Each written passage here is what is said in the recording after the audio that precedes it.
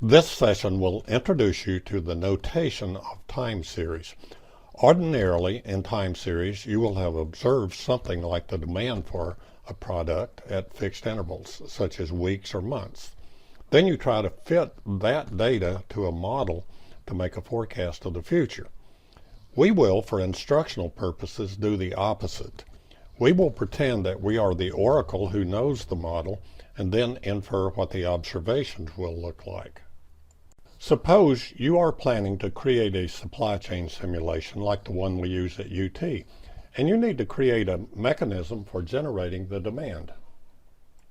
Let's let T denote the week number, starting with week number 1, and for each week we define a random variable Z sub T that denotes the demand. Z sub T is a time series, a set of random variables occurring at discrete intervals of time. We call the underlying process the time series, and we will call a particular sequence of numbers that the process generates an observation of the time series, or the data generated by the time series. To get started, let's set Z1 equal to 30. Z1 is deterministic for this particular time series. Then, each week after week 1, let Z sub T be one more or one less than the previous week. The probability of each of these outcomes will be 1/2. We will generate these outcomes by flipping a coin or rolling a die. For example, week 2 will have an outcome of Z2 equal 29 or Z2 equal 31. Then this will become the starting point for week 3. For example, if week 2 turns out to be 31, then week 3 will be either 32 or 30. This type of time series is called a random walk. Usually with a random walk, the week-to-week change has a normal distribution, but to simplify this example, we have made it plus or minus 1. Here are 10 examples of possible outcomes over 50 weeks. We call each of these 10 sets of 50 numbers an observation of the time series, or the data for the time series. In the real world, you would have observed one of these and would have to work with that. Some of these observations trend upward, some trend downward, and some more or less end up where they started. Here is what will happen in the real world. You will have observed the time series up to a particular week, say week 15, and you need to forecast what will be happening in week 16 and beyond. Now the terminology. On the left, the Z has a hat over it. That means that rather than denoting an observation of a value, it denotes a forecast of a future value. The T subscript tells us when we are making the forecast. The L in the parenthesis tells us how far into the future we are forecasting. So T plus L is the week we are forecasting. For example, Z sub 15 parenthesis 5 says we are forecasting in week 15, as the subscript indicates. We are forecasting what will be happening 5 weeks into the future, as the value in the parenthesis indicates. So we're making a forecast of what will be happening in week 20, and we're making that forecast in week 15. We know that our time series is equally likely to go up or down, so the best forecast happens to be the most recently observed value. This is the rule that we use for the random walk model. This is a special case where all the future forecasts made at a given time are the same. There's no trend or no seasonal pattern.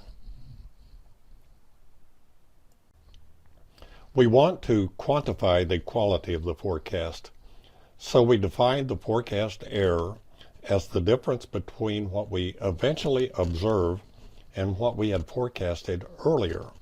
The actual minus the forecast. A quick way to remember this is that they are in alphabetical order, actual minus forecast. And the other convention is that we will associate the error with the period in which the forecast was made rather than the period in which the actual value occurred. Here's the formula. The actual minus the forecast that we made earlier, and we associate this error with the period in which the forecast was made.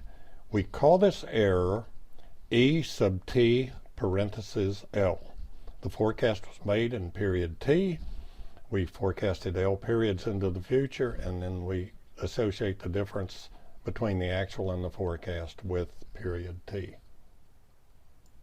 For example, if we suppose that at time 15 we observed Z sub t equal 25, and that is our forecast for period 20. We wait till period 20 rolls around and the outcome is 28. Our error for period 15 is 3. Note that a positive error means that our forecast was too low. A negative error means that our forecast was too high. Note that we have a bunch of possible forecast errors that we can associate with period 15. The error for the forecast 1 period into the future, 2 periods, 3, or any other value of L that we choose. Let's focus on the 1 period ahead forecast error. It will always be either +1 or -1. That will be E sub t parentheses 1. For example, in period 1, we forecast that 30 will be the outcome in period 2. In period 2, if we observe 29, then E sub 1 parentheses 1 is -1. 29 minus the forecast of 30.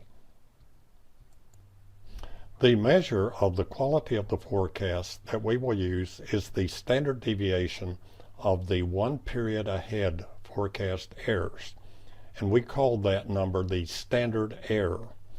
Ordinarily, when you compute a standard deviation, you measure deviations from an average. In time series, we measure deviations from 0, and we call that the standard error. We first square all of the errors. In this case, that will always give us 1. Then we take the average of these squared errors, and we call that the mean squared error. Then we take the square root of the mean squared error, and we call that the standard error, and we're going to denote that by sigma sub e. And on the next slide, we're going to show you the mathematical formula. For example, if our observed time series has 50 values, then we have seen the outcome associated with the forecast that we made in periods 1 through 49, and we haven't yet observed the outcome for the forecast made in period 50. So we have 49 errors. We square the errors, they're all plus or minus 1, to get ones. We add them up and divide by 49 to get the average of 1. That is our mean squared error. Then we take the square root to get the standard error, which in this case is also 1.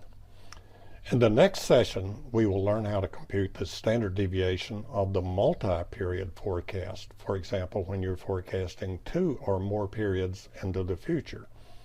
We know that as we forecast farther into the future, this standard deviation will get larger.